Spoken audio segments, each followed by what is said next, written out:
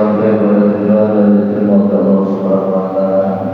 Amin ya rabbal alamin. Jadi saya lupa bahwa salah satu jemaah kita sedang melakukan ibadah umroh ya.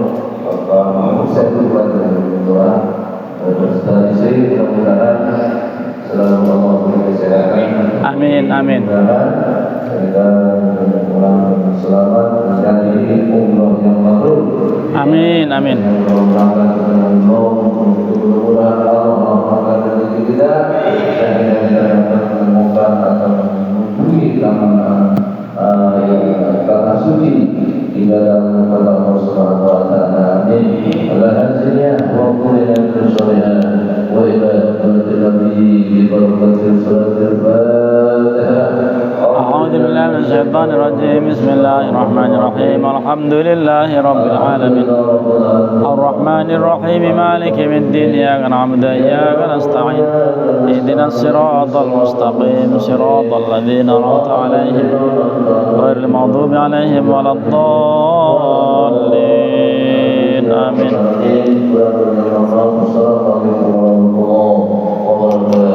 Waalaikumsalam warahmatullahi wabarakatuh. Dikasih Pak RT apa Pak? Bawa acara itu. Demikianlah bacaan surat Yasin beserta zikrullah yang tadi disampaikan oleh Bapak Ustadz Asmin.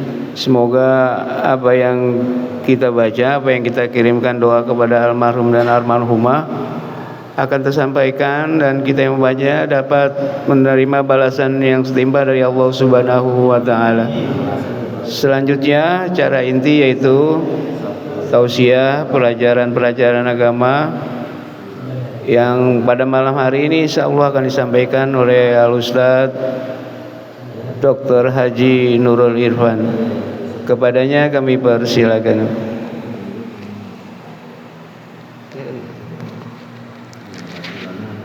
Assalamualaikum warahmatullahi wabarakatuh. Bismillah, alhamdulillah, assalatu wassalamu ala rasulillah Sayyidina wa maulana Muhammad ibni Abdillah wa ala alihi wa sahbihi wa mawalah wa man tabi'ahum bi ihsanin ila yaumis sa'ah. Amma ba'du, faqad qala Allahu ta'ala fi kitabihil karim wa huwa astaqul qailin.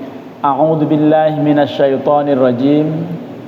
Yuthabbitullahu alladhina amanu bil qawli tsabiti fil hayatid dunya wa fil akhirah wa yudhillullahu adh-dhalimina wa yaf'alullahu ma yasha.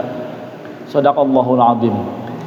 Para jamaah, bapak-bapak dan saudara sekalian, wabil khusus Ketua DKM Bapak Ustadz Marsad Sobari, Bapak Ustadz Asmin, Bapak RT dan semua para jamaah yang hadir pada pengajian malam Senin Mushola Al-Falah. Kita hari ini ada pada tanggal 17 Agustus tahun 2025, 80 tahun kita sudah merdeka. Mudah-mudahan betul-betul kita mengalami kemerdekaan itu. Bukti kemerdekaan kita mau apa-apa bebas, mau apa-apa berkesempatan. Itu bukti bahwa kita telah merdeka dan kita bersyukur kita lahir di Indonesia, besar di Indonesia, dan insya Allah mungkin wafat juga di Indonesia. Ya, ini tanah air kita. Kita mendoakan mudah-mudahan negara kita menjadi negara yang baldatun thayyibatun wa rabbun ghafur. Negeri yang gemah ripah loh jinawi toto titi tentrem kerto raharjo. Negara yang adil makmur, sentosa, damai, lahir batin. Dan Allah lindungi NKRI kita ini. Mudah-mudahan para pahlawan yang berjasa merebut kemerdekaan dan mempertahankan hingga hari ini, khususnya para pendiri bangsa kita sebutkan mulai dari Presiden Soekarno, dilanjutkan Presiden Soeharto, dilanjutkan Presiden Habibie, lalu Presiden Megawati, Gus Dur dulu, lalu Megawati, lalu SBY, Susilo Bambang Yudhoyono, kemudian JKW, Jokowi, dan yang sekarang Bapak Prabowo. Mudah-mudahan semuanya bisa membawa Indonesia lebih baik. Amin. Ya, dan kita mudah-mudahan senantiasa dalam lindungan Allah Subhanahu wa taala.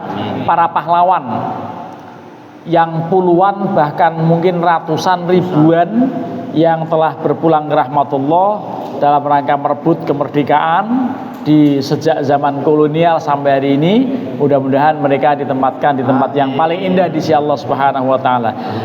Allahumma ighfir lahum warhamhum wa'afihim wa'fu anhum waj'alil jannata mathwahum ya arhamar rahimin. Al-Fatihah. A'udzu billahi minasyaitonir rajim. Bismillahirrahmanirrahim. Alhamdulillahi rabbil alamin arrahmanir rahim maliki yaumiddin. Iyyaka na'budu wa iyyaka nasta'in ihdinas siratal mustaqim siratal ladzina an'amta 'alaihim ghairil maghdubi 'alaihim waladdallin. Amin. Insyaallah kita semuanya akan menyusul para pahlawan yang telah gugur. Tapi kita ini belum tentu gugur dalam medan pertempuran, tetapi wafat di ranjang kita masing-masing. Tetapi walaupun wafat di ranjang itu kadang bisa meninggal dalam keadaan syahid. Tetapi syahidnya bukan syahid fi ma'rokah atau dalam pertempuran waktu melawan penjajah kala itu. Tetapi barangkali bentuk syahidnya lain, yang dikenal dengan syahid fil akhirah, yaitu karena misalnya menderita sakit dalam rongga perut, atau wafat misalnya tertimpa sesuatu karena bencana seperti gempa. Itu namanya sohibul hadam, orang yang tertimpa sesuatu, yang tiba-tiba kelilipan beton misalnya seperti itu, akhirnya wafat, maka itu masuk dalam kelompok syahid. Orang yang terjebak dalam kebakaran, orang yang tenggelam, lalu orang yang melahirkan seorang ibu kemudian wafat, itu termasuk meninggal syahid. Kita ini insya Allah masuk dalam kelompok orang-orang yang beriman. Di dalam Al-Quran surat Ibrahim ayat 27 Allah berfirman, yang intinya bahwa Allah akan menetapkan kepada orang-orang yang beriman dengan ucapan yang tetap dalam kehidupan dunia dan juga di akhirat. Ucapan yang tetap, yang baku, yang selalu kita ulang selama kita hidup di dunia ini tidak lain adalah kalimah thayyibah. Kalimah thayyibah itu lafadznya adalah la ilaha illallah Muhammadur Rasulullah. Itulah yang dikenal dengan syahadatain. Itulah kalimah thayyibah yang juga dikenal dengan istilah miftahul jannah.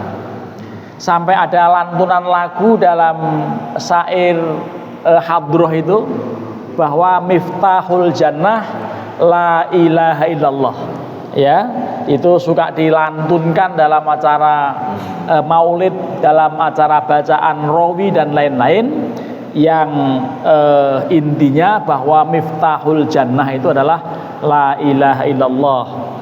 Dan ini Allah akan menetapkan kepada orang-orang yang beriman dengan ucapan yang tetap, ucapan yang mantap, ucapan yang diulang-ulang selama kita hidup di dunia, yaitu kalimat la ilaha illallah. Itu penting betul untuk selalu kita ungkap, selalu kita ucapkan. Bahkan Rasulullah mengatakan afdalu ma qultu ana wan nabiyyuna min qabli la ilaha illallah. Sebaik-baik kalimat yang saya ucap dan juga diucapkan oleh para nabi sebelum saya adalah kalimat la ilaha illallah. Tiada Tuhan selain Allah. Tuhan hanya Allah. Tidak ada pihak lain, tidak ada benda lain yang layak dijadikan sebagai Tuhan. Karenanya kalau ada orang punya Tuhan selain Allah, maka perbuatannya namanya syirik. Pelakunya adalah musyrik. Dan itu menjadi dosa terbesar pertama ketika orang memiliki sikap kemusyrikan ini. Mudah-mudahan kita tidak sampai mengalami punya masalah terhadap soal akidah, khususnya keimanan kita mesti kita jaga.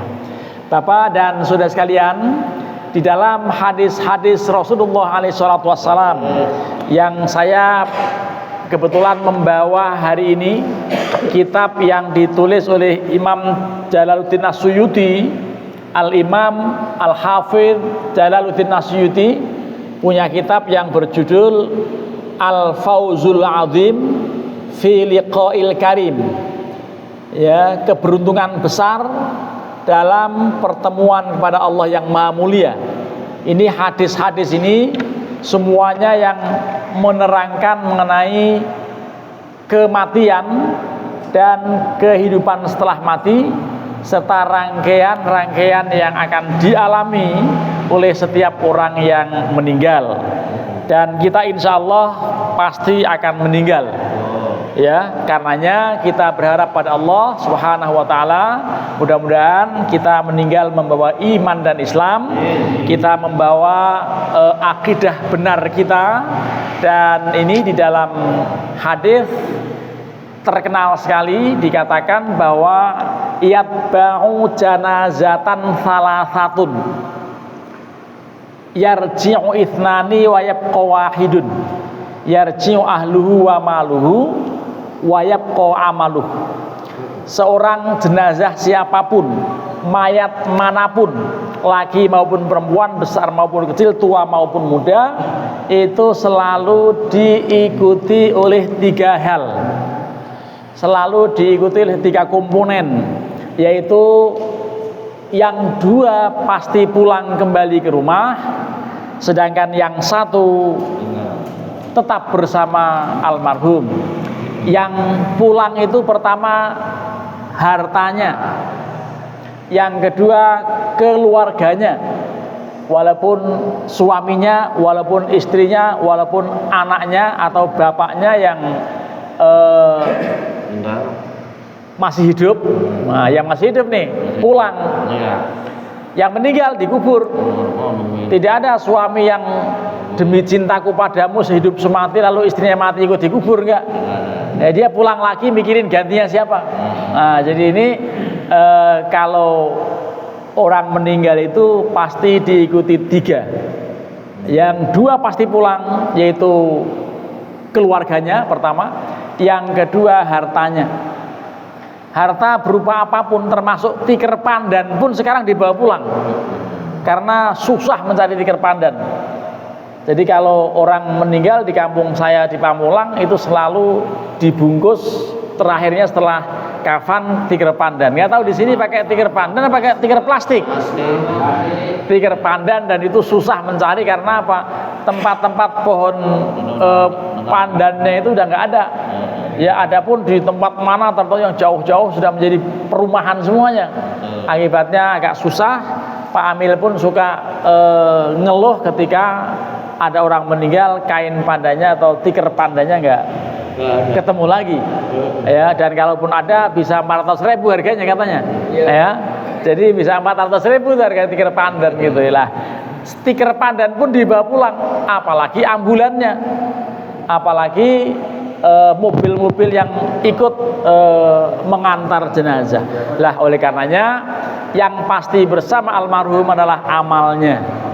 Dan ini di dalam hadis dikatakan, saya bacakan antara lain hadisnya begini.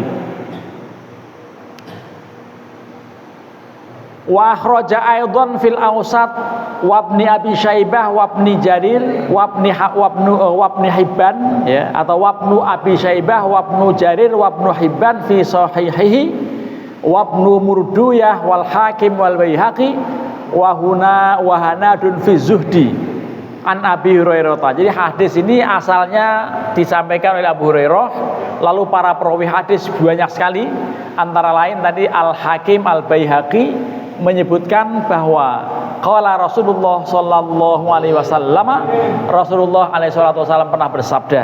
Apa bunyinya? Ini hadisnya saya shooting karena ini tidak di live ya, saya sampaikan pada pemirsa juga, nanti akan di-upload. Ada hadis dalam urutan buku saya ini, yaitu urutan yang ke 293 hadisnya itu. Apa bunyi sabda Rasulullah? Walladzi nafsi biyadihi, demi Allah yang jiwaku ada di tangannya. Innal mayyita idza wudi'a fi qabri, sesungguhnya seorang mayat ketika telah diletakkan di kuburan, innahu la yasma'u khifqani alihim hatta yuwalluna anhu, dia mendengar persis suara-suara sendal-sendal orang yang meninggalkan kuburan. Gitu. Apalagi yang pakai sepatu, ya. Ya, itu mendengar itu. Ya, apalagi suara teriakan, apalagi cengengesan, apalagi orang yang ngomongin keburukannya. Itu dengar itu mayat itu. Itu Rasulullah yang bersabda gitu. Diawali dengan sumpah lagi Rasulullah bersabda, demi Allah yang jiwaku ada di dalamnya. Mayat ketika ditinggal pulang keluarganya dengar tuh bunyi-bunyi sendal pada pulang itu. Gitu. Lalu beliau mengatakan faida kana mu'minan, kalau memang mayat itu termasuk orang mukmin, mudah-mudahan kita masuk ini ya. Ya, itu Rasulullah mengatakan kanatis sholatu an inda ra'sihi, maka sholatnya dalam hal ini malaikat-malaikat yang menyaksikan sholat dia itu akan menjaga di bagian kepalanya, kepala almarhum ini. Wa zakatu an yaminihi, sementara zakat yang telah dia lakukan itu disaksikan malaikat, lalu ada menjaga mayat dari samping kanan. Wasaumu an shimalihi, puasa Ramadan yang dilakukan disaksikan para malaikat, kemudian menjaganya dari sebelah kiri. Wa fi'lul khairat, perbuatan-perbuatan kebaikan, amal-amal solehnya. Wal ma'ruf, perbuatan kebaikan. Wal ihsan, dan juga ihsan ilan nas, berbuat baik pada manusia. Itu min qibali rijlih, ada di bagian kakinya. Itu malaikat yang menyaksikan kebaikan mayat itu menjaga dari arah kakinya.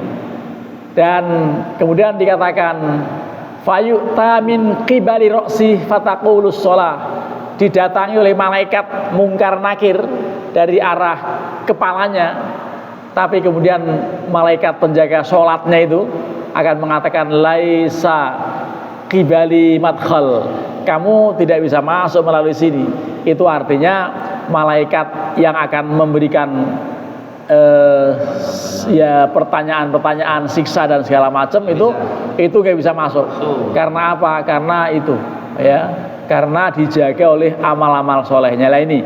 Jadi yang dikatakan akan kekal bersama mayat itu adalah amaluhu, itu diinventarisir, diberitahu oleh Rasulullah, ya sholatnya, ya zakatnya, ya puasanya, ya segala macam perbuatan-perbuatan baik akan menjadi menjaga, penolong dia di alam barzah. Mudah-mudahan kita termasuk orang yang akan ditolong oleh amal perbuatan kita, dan insya Allah mudah-mudahan kita istiqomah dalam berbuat kebaikan-kebaikan. Dan memang itu kunci utama kita. Walaupun di samping itu kita juga tetap berharap rahmat Allah. Kenapa? Karena Rasulullah juga pernah bersabda begini, wallahi layyan jua ahadukum bi amalikum. Itu Rasulullah pernah mengatakan begitu. Demi Allah kalian tidak pernah bisa selamat hanya mengandalkan amal perbuatan. Itu orang kaget juga ketika Nabi begitu. Itu tadi kan katanya amal yang mau menjadi teman, tapi Rasulullah pernah mengatakan kalian jangan terlalu pede, karena amal perbuatan kalian gak akan menyelamatkan. Itu ketika Nabi bilang begitu, Wala anta ya Rasulullah, wala ana. Saya pun tidak akan bisa mengandalkan amal perbuatan saya semata-mata. Malah beliau mengatakan illa ayyata ghammadaniyallahu birrahmah wa maghfirah, kecuali Allah mencurahkan rahmat dan maghfirahnya. Jadi kita harus mengharap maghfirah Allah, kita harus mengharap rahmat Allah. Lah dengan rahmat dan maghfirah Allah inilah kita bisa masuk dalam kelompok orang-orang yang beruntung. Di samping juga beramal dengan amal-amal soleh. Jadi kita tidak boleh mengandalkan amal soleh sementara kita suudzon pada Allah, sementara kita berakhlak buruk pada Allah, sementara kita tidak mau istighfar. Lah inilah pentingnya istighfar untuk mengsterilisasi dosa-dosa kita, karena tidak ada orang yang tidak punya dosa. Setiap orang pasti ada dosa. Ya, dan yang paling baik di antara orang yang berdosa adalah orang yang tawab, tobat. Tobat itu dengan syarat-syarat tertentu.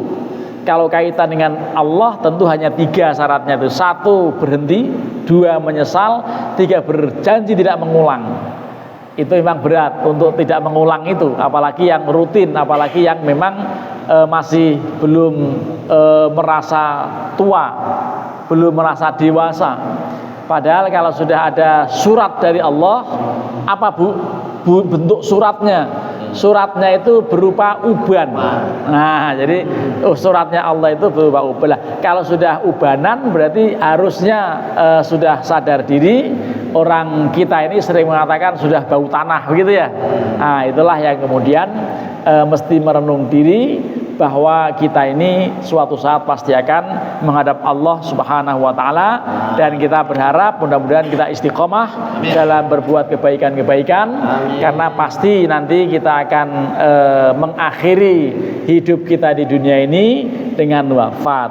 Lah harapan kita pada saat kita wafat, sebetulnya yang paling baik berharap apa? Jangan ngerepotin keluarga. Betul nggak?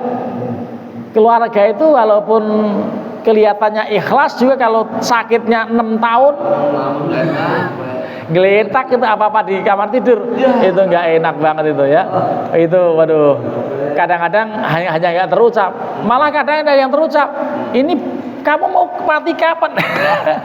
Digituin sama istrinya. Oh, ternyata istrinya punya gebetan itu. Nah, jadi kalau ada yang istri begitu, mudah-mudahan tidak ada di kelompok kita ini ya. Ini artinya kita boleh berharap, kita boleh wasiat kepada keluarga. Kalau nanti sudah lenggek-lenggek, sudah kira-kira itu udah nggak usah di ICU nah, saya siap meninggal gitu sudah. Itu boleh wasiat begitu tuh, daripada ngerepotin kan ya. Oh dipacu sini, pacu apa segala macam, akhirnya begitu dicopot semua alat meninggal. Padahal untuk mencopot alat-alat medis itu perlu ada persetujuan keluarga kan. Nah, itulah yang kadang-kadang menjadi dilematis. Kita mau copot dikira bunuh diri. Iya, kita tidak copot, kasihan udah 4 bulan di ICU, padahal 1 malamnya 2 juta, itu aja 4 bulan. Jadi kalau seperti itu tentu menjadi secara zahirnya kasihan ya. Jangan-jangan nanti bukan warisan yang ditinggalkan, tapi utang. Karena apa? Karena terlalu banyak tanggungan yang harus diselesaikan dengan rumah sakit. Lah mudah-mudahan harapan kita bisa mendapatkan jalan yang paling indah menuju Allah Subhanahu wa taala dengan tidak merepotkan. Tapi kalau tidak merepotkan biasanya mengagetkan gitu ya. Karena tiba-tiba mati orang gitu ya. Nah, tapi kalaupun itu yang terjadi, sudah itulah jalan meninggalnya. Orang meninggal macam-macam jalannya. Orang nggak sakit kadang meninggal, orang sakit lama belum meninggal. Itu jangan sampai salah paham. Kalau ada orang yang sakit agak lama, sendirinya harus merenung. Oh, barangkali dengan cara itu Allah mengsterilisasi dosa. Karena tidak ada musibah kecil apapun walaupun hanya tertusuk duri, kecuali itu sarana untuk mengsterilisasi dosa. Jadi kalau ada orang sakit lama, sebetulnya renungan buat yang bersangkutan bahwa semakin banyak atau semakin lama dia menderita, sebetulnya kalau ikhlas itu semakin banyak dosa yang diampuni. Tetapi jangan sekali-kali ngomong di depan orang. Lagi nih orang sakitnya lama, dia bilang, Pak, sampean sakit itu kayaknya banyak dosa, Pak. Jangan bilang begitu, gak enak dengernya kan ya. Tapi kalau kita merenung sendiri boleh, asal jangan disampaikan pada orang lain. Terima kasih, mudah-mudahan ada manfaat. Mari kita akhiri dengan sama-sama membaca kafaratul majlis. Subhanakallahumma wa bihamdika asyhadu an la ilaha illa anta astaghfiruka wa atubu ilaik. Terima kasih, mohon maaf, wallahul muwaffiq ila aqwamit thoriq. Wassalamualaikum warahmatullahi wabarakatuh.